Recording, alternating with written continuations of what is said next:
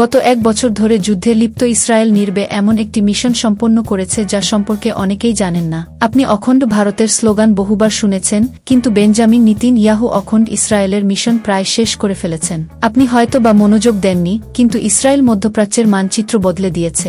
যখনই ইসরায়েল আক্রমণ করেছে, শত্রুদের জমি দখল করেছে। 1967 সালে ইরাক, ইয়েমেন, মিশর, সিরিয়া এবং জর্ডান ইসরায়েলের অস্তিত্ব মুছে ফেলার জন্য আক্রমণ করেছিল।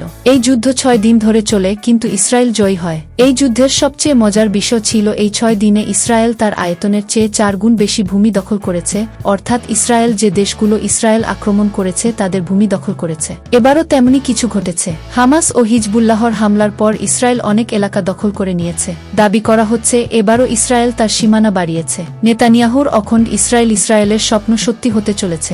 একত্রিত ইসরায়েলের ধারণাকে ইহুদিদের মধ্যে বৃহত্তর ইসরায়েল বলা হয়। বেঞ্জামিন নেতানিয়াহু জাতিসংঘে বলেছেন, যুদ্ধ শেষ হয়ে গেলেও তিনি ফিলিস্তিনের কাছে গাজা হস্তান্তর করবেন না। হিজবুল্লাহকে নিশ্চিহ্ন করতে ইসরায়েল লেবাননের দক্ষিণাঞ্চলেও প্রবেশ করেছে। বিতর্কিত পশ্চিম তীরের এলাকায়ও ইসরায়েল তাদের দখল জোরদার করেছে। অনেক বিশেষজ্ঞ বলছেন, ইসরায়েল তার দেশে হাজার হাজার কিলোমিটার যোগ করেছে।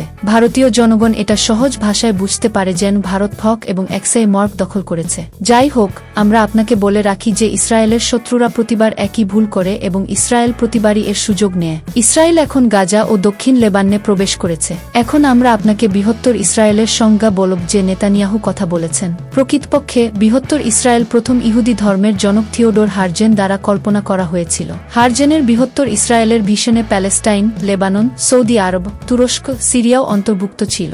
ইসরায়েল এবং ইরাকের মতো দেশগুলিও অন্তর্ভুক্ত ছিল, কিন্তু সময়ের সাথে সাথে বৃহত্তর ইসরায়েলের সংজ্ঞা পরিবর্তিত হয়। সৌদি আরব, তুরস্ক, ইয়েমেন ও ইরাকের মতো দেশগুলো ইসরায়েল দখল করতে পারবে না, এটাই স্বাভাবিক। কিন্তু গত বছরের 7 অক্টোবর হামলার পর ইসরায়েল গাজা পুরোপুরি দখল করে নিয়েছে। পশ্চিম তীর এবং দক্ষিণ লেবাননেও ইসরায়েল তাদের দখল জোরদার করেছে।